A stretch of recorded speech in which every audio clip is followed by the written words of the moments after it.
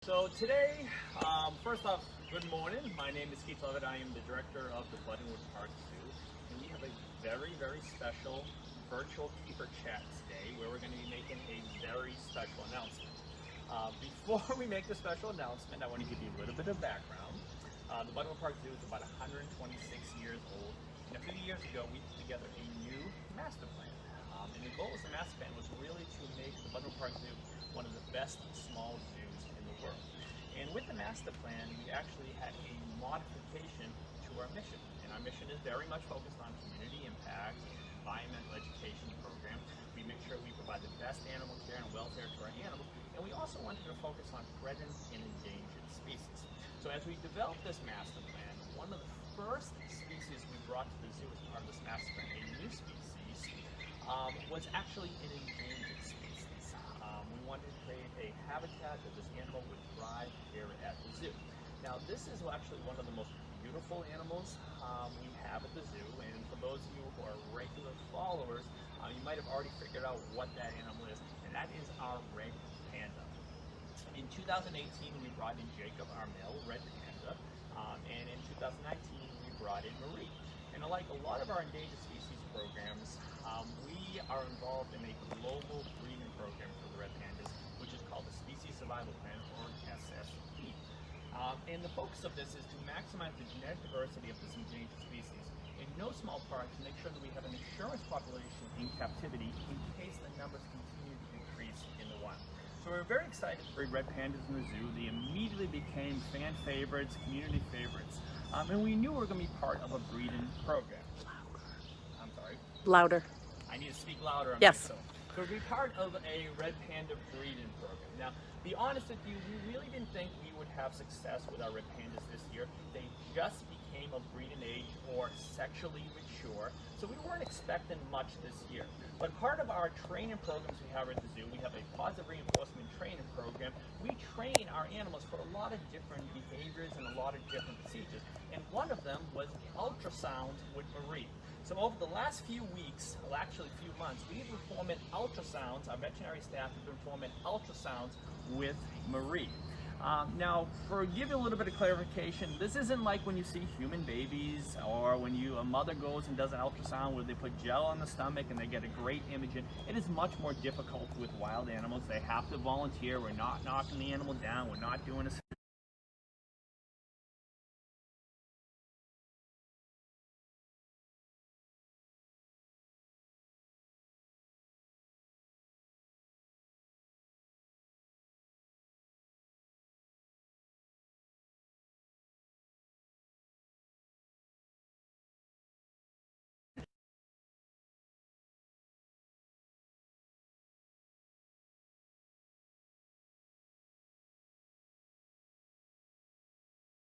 panda cub born here at the Buttonwood Park Zoo. We had a single cub born, which is not uncommon for the first time a mother gives birth, but we did have a cub born. Now, I have to give staff an enormous excited about this experience, and they've been able to keep it a lot of people about this.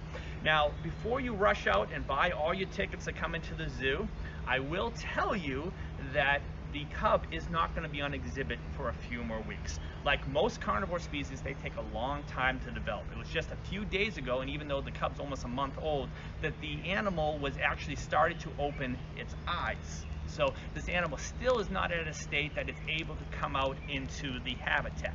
But what we are going to be able to do today is get you a closer look at this amazing cub. Part of our wellness program is we do regular examinations of our animals, and that includes our newborn animals at the zoo. So for about once a week or once every week, Dr. Erica and Kay and Steph have been going in and actually performing wellness exams on the cub.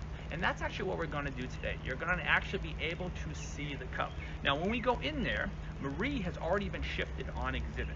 Like a lot of mothers, she loves the time away from the cub. The cub can be a little bit demanding, so she actually loves to be able to go out in the habitat, chew on some bamboos, and get away from the cub for a little bit, but she always comes back soon thereafter.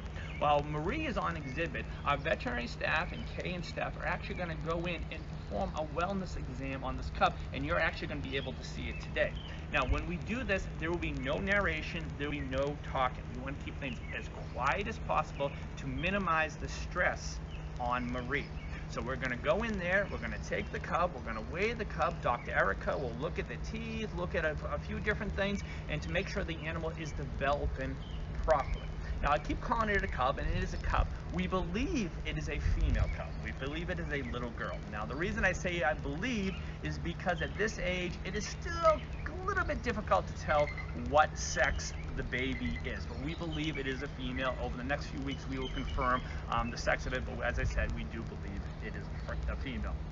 Now, when we're done with this exam, we're going to come back out. Sarah Henry from the Zoological Society is going to have some message that she's going to be presenting, and then we're going to take any questions you have. We're actually going to do a training session with Jacob and Marie so you can get a close-up look at these parents and learn even more about these red panda cubs. So right now, we're going to transition over to the night house. It's going to take a couple minutes for the cameras to get all set and everything taken care of in there, and then we're going to do our filming, and you get our first chance to see this magnificent species here at the zoo. Whoop. All right. Emily's excited too. Emily's excited as well. That's right. All right, folks, we're going to take you inside the night house. So once you enter, And it's going to get really quiet. You're just going to see the baby.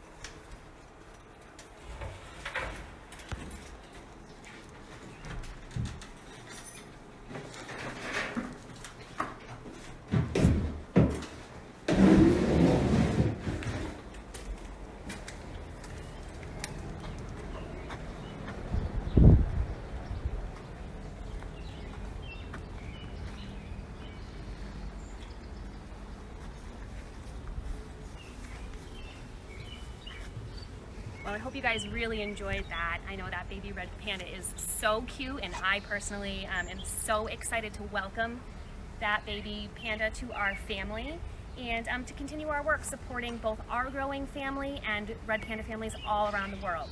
But in order to do that, we need you, our community, our members, and our donors to help us do that. So as of today, we are officially launching our Red Panda Pals, which is an opportunity for anyone in the community or around the world to donate at least $25, and then you are able to access all kinds of exclusive behind-the-scenes footage, vet examinations, up close and personal videos, and even some first look at some awesome photos. The best way to do that is you're going to text Red Panda, one word, to 41444. So text Red Panda to 41444, and you are automatically enrolled with your donation of over $25.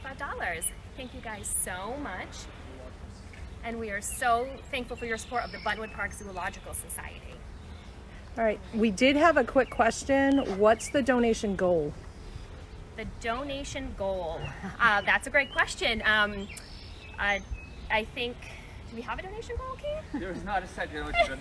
The Zoological Society, which is the not-for-profit arm of the zoo, is just looking to raise money to support the programs of the Zoological Society. And the programs of the Zoological Society, a lot of them are focused on environmental education programs, but they're also the conservation programs, and they also help support some of the animal care costs of the zoo, from enrichment, from training, some of the veterinary supplies. So there is not a set goal that we have developed right now. We are just trying to raise money to help support the Zoological Society. Needless to say, the Zoological Society, like the zoo, have been challenged during these times of COVID. So this is just money to help support the programs of the zoo, which again are education and animal care and conservation. Are we gonna head over for a training session? Sure. So, for those of you on Instagram as well, if you have questions, you can type them in the comments and I can try and get in there for you. We're going to go in from the side of the exhibit. As those of you who have visited us recently, we have put plexiglass up on the front of the exhibit. A lot of people don't realize that there are some species in the zoo that are potentially susceptible to COVID-19.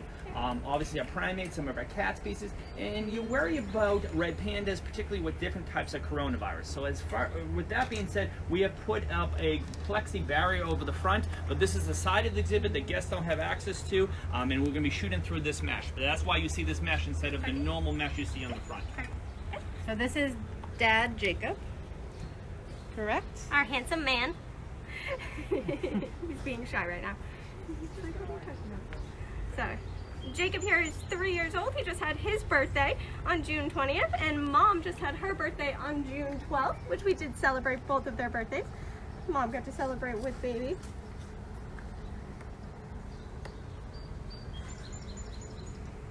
Jacob, tag it. All right, and as folks start to give me questions, I'll just shout those out. Yeah, please do. Put the camera right. Zoomed in. Yeah, I'm too zoomed in. Let's try and zoom out a little bit so I can get closer. Steph, how many pounds are these guys and how many pounds is the baby? Jacob weighs 5.5 kilograms. He weighs about 5 kilograms, which is approximately 12 and 10 pounds. And from today's weight, our little friend weighs about 400 grams, which is almost 2 pounds. So, still got a little ways to go. I'm getting a lot of these guys are so cute. Why are they so red all the time? Is a question from Noah. Question. So they're red on top and dark on bottom, so they do have a reverse style of camouflage, kind of like a fish does. So when you're looking at them from below, you're seeing the dark color on their branches. When you're looking at them from above, you're actually noticing that they blend in better with a species of moss that grows natively in Nepal and China. That would be on the trees, because these guys, even though they are technically carnivores, they don't eat meat, and they are predated on by other predators such as clouded leopards, snow leopards, martens, and wild dogs. So they do have a lot of different predators who would like to take a snack out of them. We do have a lot of questions coming on Instagram. What is the life expectancy of a red panda? In the wild, the average life expectancy is about 9 years old. In human care, because they have that care and a variety of other things, like they don't have to worry about predation, it's about 14. And does Dad like being with the baby and like being a dad? In the wild, red pandas are solitary after breeding season. So they'll come together during breeding season. Dad and Mom will come together, and then they'll separate. Dad will have no part in the rearing of the young. Jacob here has met his offspring. He did meet his little friend, and he could care less. He does get very curious and likes to go visit. Marie is a very protective mom though, and she likes to say, no, this is mine, get away. So what is the gestation period for a red panda? 134 days about. And while we're waiting for Jacob to reappear, I got a question from Dixon, age 6, wants to know, what do they eat? So in the wild, these guys eat bamboo as their primary diet source. They will occasionally eat other fruits, tubers, vegetables that they'll be finding. You can see Marie walking down on the perching maybe. She might be coming over down to Kay, who's one of her favoriteest people.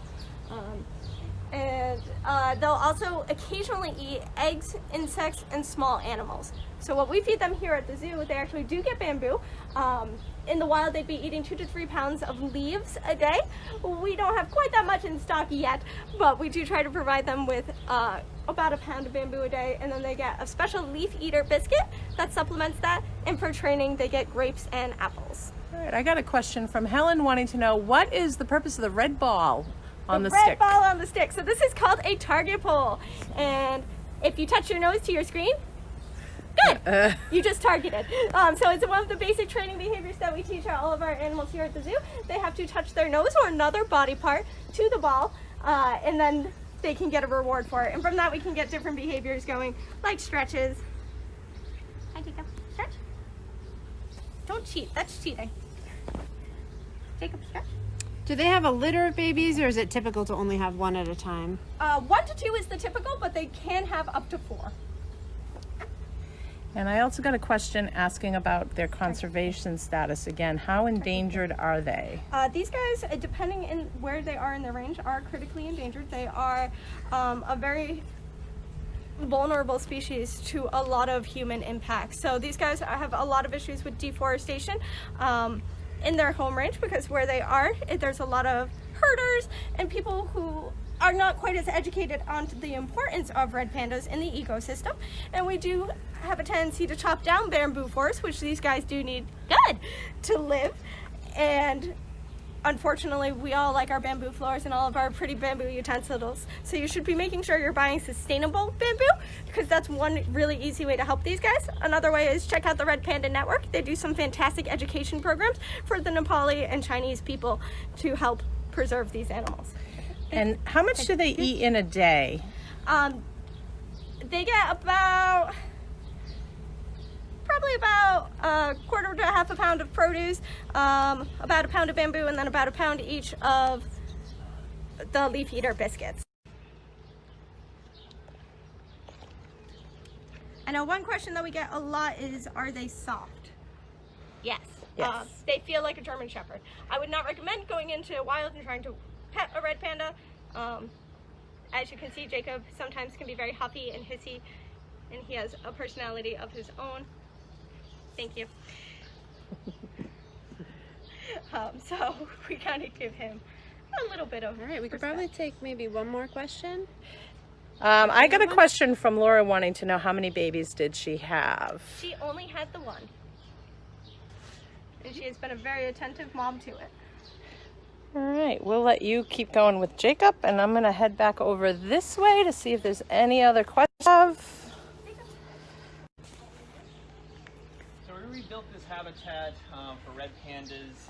We opened in 2019, and what we're very proud of is the great space we gave them, not only just the square footage space, but the arboreal space. We put a lot of effort into making sure they had all different areas to climb on. If you come to the exhibit, you'll notice that there is a chute on the exhibit as well. That's because we are pleased with what we created with our panda, but we're actually going to be expanding that in the future as well. We're actually going to be creating a chute system that is actually going to go over the visitors' walkway, and we're going to be creating a second red panda habitat here at the zoo. Some of the money that the Zoological Society is raising actually will go to support building this new habitat, or this expanded habitat. As our families of red pandas is growing here at the zoo, we want to give them even more space, and our goal to provide the best habitats we possibly can and be one of the best small zoos that you will ever visit. We want to make sure that we're building the best habitats we can. So over the next year or so, we're hoping to expand this habitat. The Zoological Society, with the addition of support from the mayor and the city council, will be putting resources in to build an additional habitat for our pandas as well, to be able to give them more choice and actually be able to accommodate our larger group of red pandas. Do you have a timeline on when the baby may be viewable on exhibit? So as the baby is developing, it's probably going to be another few weeks. Red pandas, and like most carnivores, are very slow to develop. So This habitat that we have for the red pandas is incredibly complex. It's really tall. The red panda is barely, the cub is just barely crawling around right now. It's just recently opened its eyes, so it is still going to be a few weeks. We are going to be given opportunities through Panda Pals and some other opportunities to be able to see the red panda as it is developing, but right now it's still a few weeks away before you're going to be able to see the red panda on exhibit. With that being said, Jacob is on exhibit every day, and periodically throughout the day we are giving Marie some downtime from the baby, which she really enjoys. Sometimes a little challenging to get her back inside to go back to her parental duties, but we'll be able to see them on exhibit as well. As a follow-up to that, I have a lot of people questioning if we have a name yet, if we're going to be naming, and what the timeline is for that. Very good question. We will be putting a program together with the Zoological Society to have a naming opportunity for the red panda. We have not released details on that, but that will be something that will be coming up in the next week or so, that we're going to give opportunity for the community involved in naming of this animal. Okay, I think I've scrolled through my questions. So I'm gonna bring the camera back over to Sarah really quick. Just one more reminder, if you do want to be part of that Red Panda Pals program, the easiest thing to do is you need to text Red Panda to 41444. Now, if you donate through Facebook, it's not the same as donating through our text to give number. So Red Panda to 41444. And that is how you get entered into access all of that really cool, unique, behind-the-scenes stuff that Keith has been talking about. All right, we want to thank you for joining us today for this special announcement for our zoo. As our family grows, we hope to see you coming into the zoo, visiting with Marie, Jacob, and eventually the new baby. Have a good day, everybody.